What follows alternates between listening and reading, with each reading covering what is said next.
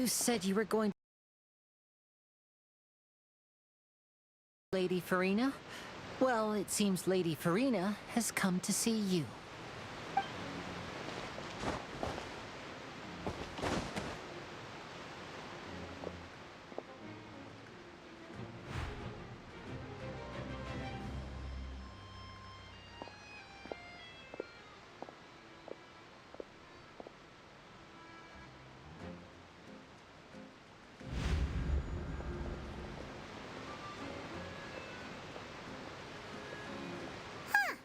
So, she's the Hydro Archon?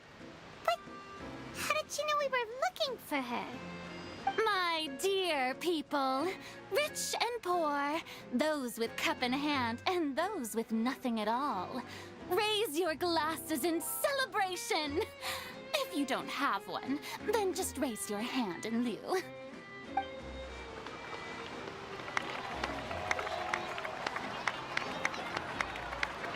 As you can all see, two unfamiliar travelers have arrived in our nation.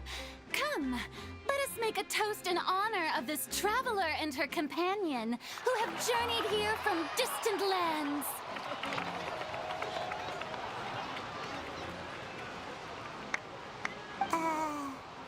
Is she talking about us?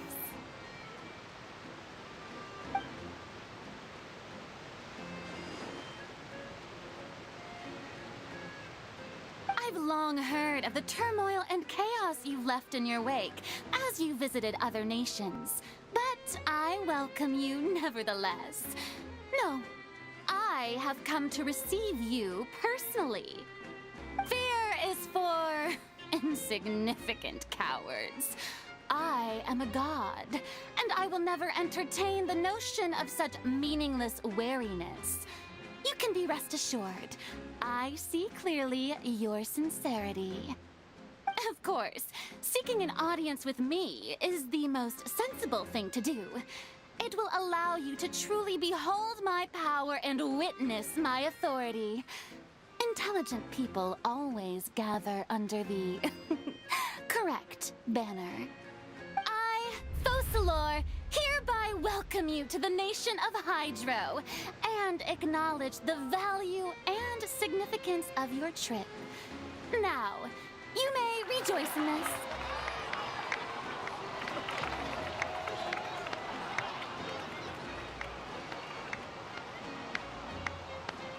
Yeah, Paimon still can't believe it.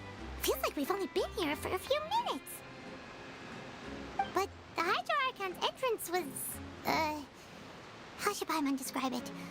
A little over the top? Miss Hydro Archon? How did you know we were coming? I see. As Outlanders, you inevitably lack even some of the most basic understanding. Don't forget that even the gods can be divided into the mediocre and the excellent. I suppose it's only natural for you to be awestruck by my abilities. You had best stop and consider. Do you really have the noble qualities and etiquette necessary to communicate with a god? All it takes is a flick of my finger for me to know everything about you. Whoa, talk about sounding high and mighty.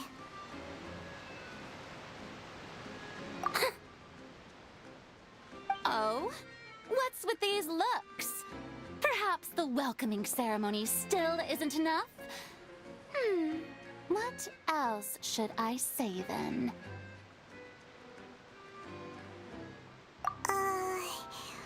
Is she waiting for us to start talking?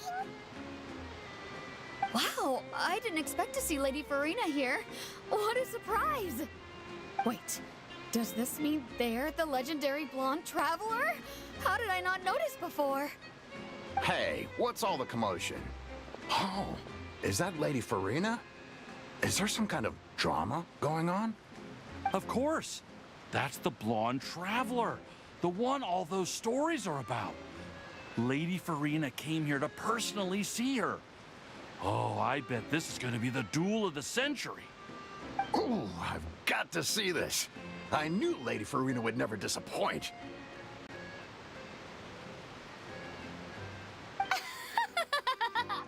Yes, but don't get too excited now. My dear believers and spectators alike tend to get quite rowdy, and despite the noise, I've come to tolerate all their ruckus.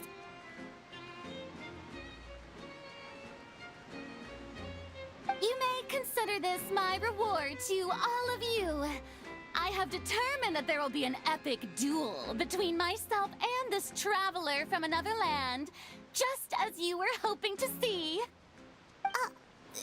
Now she wants to fight?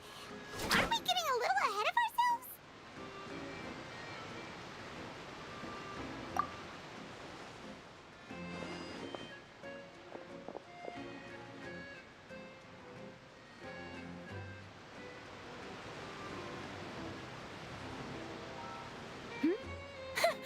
Are you not afraid?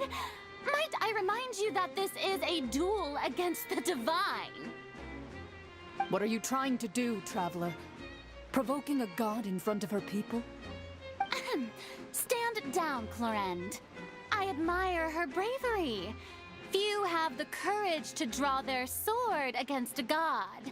She is obviously a true warrior.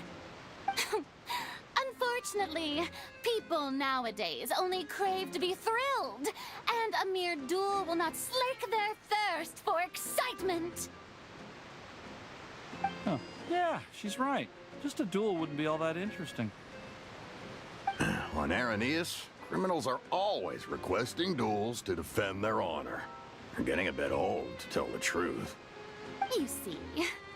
Then, as the god of justice, I shall face this traveler in another kind of duel. A duel in court! Whoa, all right! Now that'll be worth seeing! Right. This is Fontaine, after all. With such a grand opera house, it would be a pity not to use it. Why do you care so much about the crowd's reactions? Seems you've spent a little too much time in the opera house. Besides, how exactly do you plan to have a duel in court? You mean you're going to put us on trial?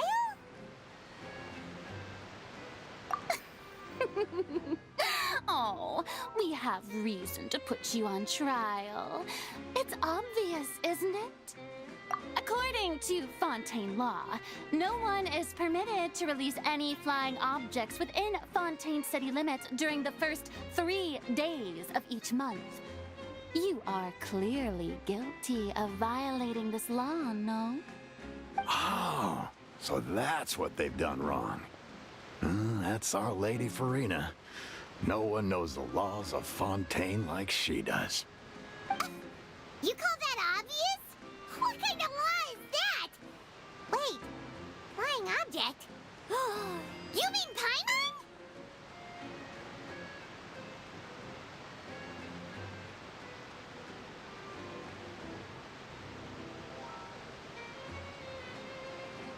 Precisely!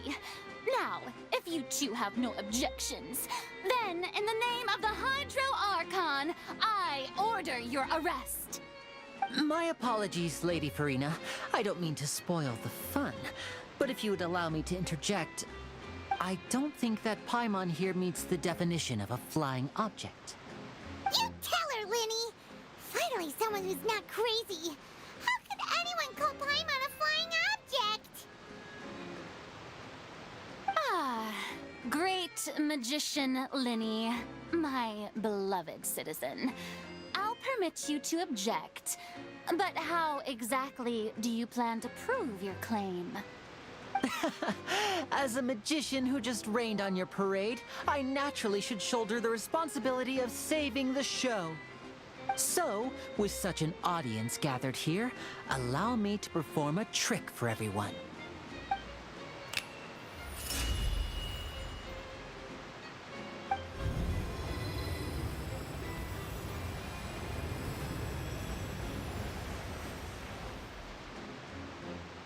Ta-da!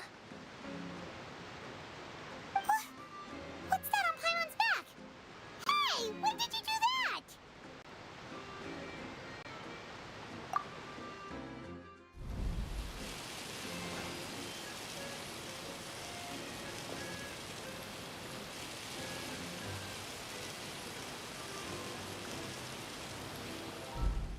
There. As you can all clearly see, Paimon should be classified as, well, something like a balloon. This rope has been in the traveler's hand all along. It was just that no one could see it before. Huh? You call that magic? You've got to be joking. I thought it was pretty good. Nice one. Huh?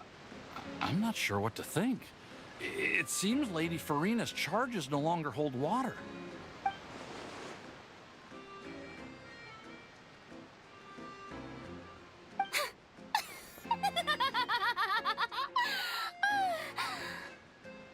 Amusing. Very amusing, Linny. Just the sort of unexpected twist that I enjoy. With you here, today's performance can finally be called complete. Performance? You see all this as a performance? In which case, consider the matter of your trial resolved. The god of justice will not bring charges against an innocent person. But when there are valid grounds, I will not only judge travelers from abroad, but even the gods of other lands. I look forward to seeing your upcoming performance at the Opera House, Mr. Linny and Miss Lynette. That's enough for now. Toodaloo!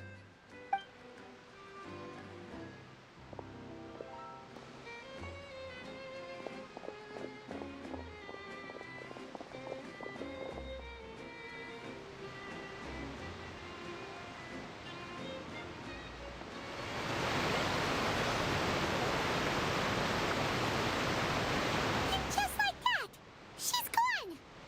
Well, that's the most unpredictable Archon Paimon's ever seen. He never even had a chance to ask her anything. But that's a problem for future Paimon. That whole scene just now was really... Don't mention it.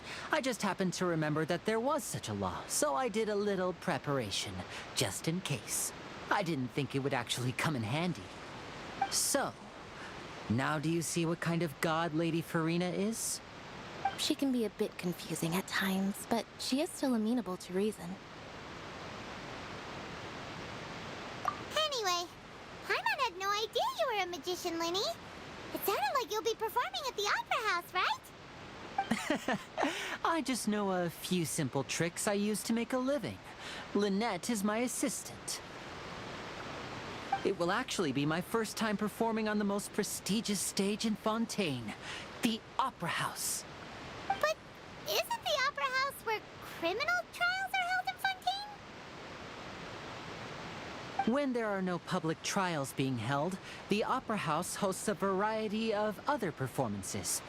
To the people of Fontaine, the line between a trial and a performance can be a little blurred. And speaking of performances, I would be remiss to forego this opportunity gifted by fate. Might I invite the two of you to see my performance? My brother's always excited to make new friends. Oh, sure. We don't really have anything to do now, and we wanted to go to the Opera House anyway. Splendid. In that case, why don't we go together? I'll show you the way. I just have something to take care of first. Oh, you really mean it? Then I'll take you up on your offer. This is a magical item known as a magic pocket. Perhaps you can help me distribute them to the people here.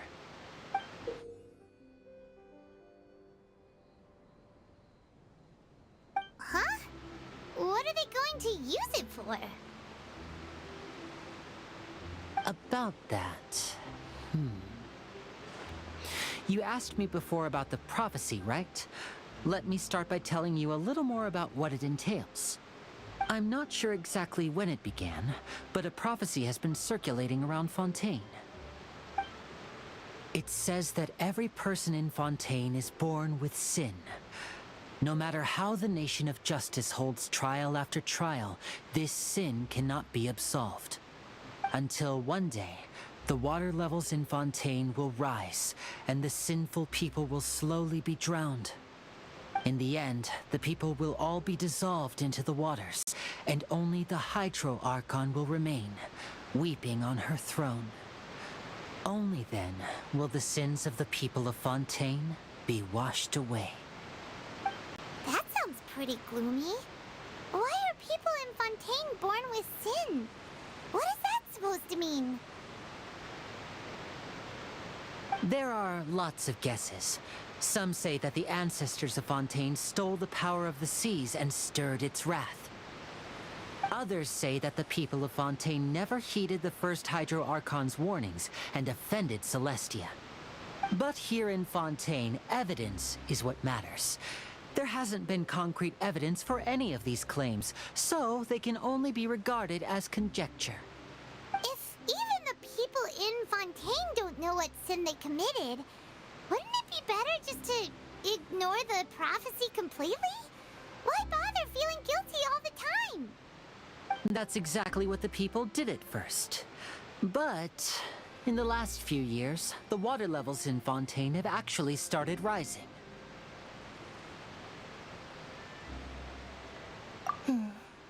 Many places have already been completely submerged, and now lie beneath the sea. Many people carry on with their lives as before and shrug it off as a natural phenomenon. But my family and I think that the people of Fontaine shouldn't ignore the possibility, which would end up sentencing them to death. We hope that at least the people who reside near the waterfront can move away before it's too late. So, we've started distributing magic pockets to them. As a magical item, these magic pockets have astonishing capacity. I'm sure they will come in handy when people are moving their belongings. Oh, Paimon gets it! It's like preparing for a rainy day! But this is more than a bit of rain. Perhaps only absolute power could ever contend with such a catastrophe. But who knows? We're just tiny specks in the grand scheme of things. Now, if you'd like to help, then please give these magic pockets to anyone nearby. Be sure to convince them to take it, regardless of what they say.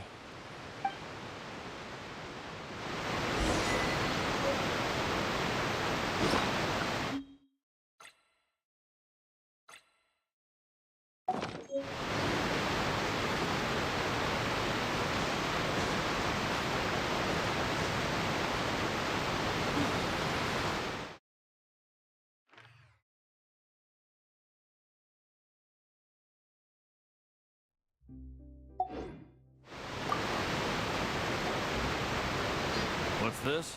Ah, so you also believe in the prophecy. Keep it. I won't have any use for it. What? You mean you don't believe in the prophecy? No, I believe in the prophecy. But I also believe in another story.